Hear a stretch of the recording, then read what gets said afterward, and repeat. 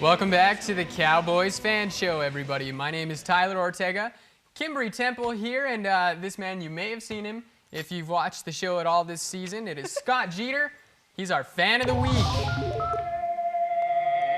So Scott, huge Cowboys fan, as we all know. Love Yep. it. That's right. Just give us a quick little synopsis of Sunday's game. This coming Sunday or last Sunday's game? Last Sunday's. Last Sunday's game.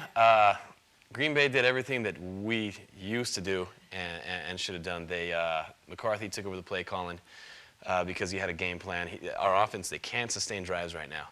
So he knows that our defense is going to be on the field forever, so what does he do? He pounds his huge back right into the line, breaks them down, and by the end of the game, man, they're just steamrolling us, man. It was hard to watch. It was a tough one. It was definitely a tough watch. Now, Kimbry, I hear you got some stuff to talk about this week in the huddle. What do you got for us? I do. This week in the huddle, I have 3 topics as usual. So first off, I'm going to talk about La'el Collins. We talked about this in the film room. One of the biggest guys in the line. He's a rookie. He's brand new. He used to play for LSU. He's an offensive lineman, 6'4", 315 pounds, and has wheels on him. He's got speed. He was in front of Darren McFadden that entire play, knocking any defenders in the way out of the way and helping Darren McFadden out a lot, who was already on his A game. And to me, that was a huge play, and I was really impressed by that. Yeah, no, you and I were actually texting Yeah, during I actually the game. texted you about that. I was like, did you see that, man? And as the play was going, just tell the people what was running through your head at that point. I was excited. I mean, La'el Collins, he's got a bright future, which is good. I think Ron Leary, this is a contract year for him, so we're going to save some dollars. We're going to keep with La'el Collins. Once he's got some technique issues that he just needs to clean up. The chemistry is going to grow over there on the left side, and that's why we were so good before, is because Leary and Tyron Smith, they had such great chemistry. It's going to happen with Collins. He's going to be a phenom, man. He's a beast. Well, between Travis Frederick, La'el Collins, Tyron Smith, the Cowboys' offensive line is really, really looking good. I mean, they're already pretty good. Absolutely. But when you think about what this team could be in the coming years, you know, the possibilities are through the roof. If guys aren't loading the box, if opposing defenses aren't loading the box, you see what McFadden can do with the kind of holes that Murray was getting last year. I mean, that's the meat on the bone. He's going to eat it up. You know, so hopefully next year. I'm already saying next year.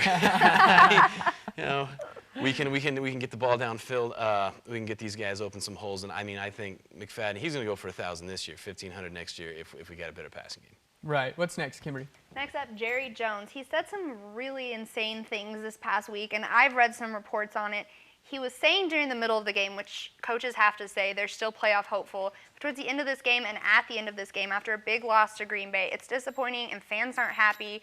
But it's just not realistic. And the Cowboys have issues that are a lot deeper than just losing Tony Romo, but they have a lot of potential on top of that. And obviously, you kind of touched on some of those points. What do you think? I think that whether or not you're an owner or a coach, when you start coming out and saying we're not going to make the playoffs, stick a fork in us, your whole team is in a lot of trouble. I mean, it's these guys' job to stay optimistic and keep the players motivated, and that's what I'm going to chalk that up to. Yeah. Would you say that the Cowboys have more issues than they have potential? I think Romo should be on IR, but he's not, because they honestly believe, and that's it. They stick him on IR. That's like saying, hey, we're done for this season. I don't know. I mean, there's a lot going on there. I do think he should be on IR. I do think that we should be working towards the future rather than, I mean, not just the immediate future, but thinking about next season, keeping guys healthy. Starting rookies. I mean, put Kellen Moore in, see what he can do. Why not? You know what I mean? What do we just because, what do we got to Yeah. lose? Let's start evaluating players and let's get smart and let's start looking towards next season. In my opinion. I absolutely agree. I think that's very smart, especially because we may not go to the playoffs this year, but we have all these games left that we have time to see these kids and see what they can do. And then next season we don't waste a game on someone we don't know what their potential is yet. I think that's a very smart decision. And Kellen Moore, I mean, I may be mistaken, but I'm pretty sure he lost like 2 games in college, his whole 4 years. I'm pretty sure at Boise State. Yeah. So Kellen Moore is a winner. Don't necessarily think he's Can he win the NFL though? NFL quarterback. Right. You know, we've seen a lot of quarterbacks that have fantastic college careers and get to the NFL and just don't materialize. Hopefully, Kellen Moore will not follow that trend. Well, I Absolutely. mean, it's time to start thinking maybe about life after Romo. I mean, he's not going to be around forever. you've got to be able to evaluate players in real time. I mean, preseason and training camp, just it's not enough. I mean, do we need to draft a quarterback, or can Kellen Moore, can we stick with this guy? You know, so I mean, it's time to start evaluating players, in my opinion. Very Put 'em in. true. Next up, the Cowboy players still have faith in Castle. It's kind of rumored 50-50 back and forth. A lot of players are frustrated, including Des Bryant. Castle's not Tony Romo. You can't have that expectation. But at this point in the season, he should have at least a little bit better chemistry with the boys.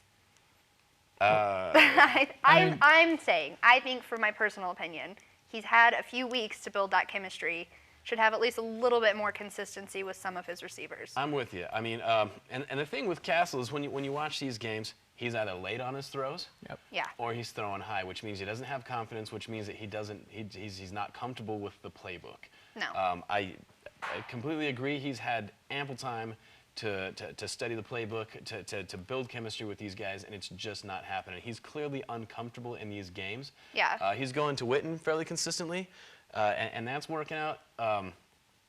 So when you say, like, you know, Dez is frustrated, I don't think Dez has got any room to talk. I mean, he's out there dropping passes, he's Absolutely ranting not. all over the sideline, but then you got a guy like Jason Witten in there who he's going to consistently. I mean, he's getting his touches, he's getting his yardage. And when a guy like Dez isn't, I mean, what does that say to you? It says that I don't think he's even really trying to build chemistry with Castle. He's on the sidelines complaining. And then this sport and in this field, you don't have room to do that. You can't No. be picky on who you like and who you don't. Not at all. We need leaders on this team. You got to look at guys like Jason Witten, and I think you got to model yourselves after that guy. Absolutely.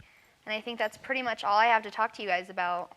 Yeah, nothing but great insight here from Kimberly and Scott again. We'll be right back here with segment 3 with Scouting Report, my keys to the game. Don't go anywhere. You're watching the Cowboys Fan Show.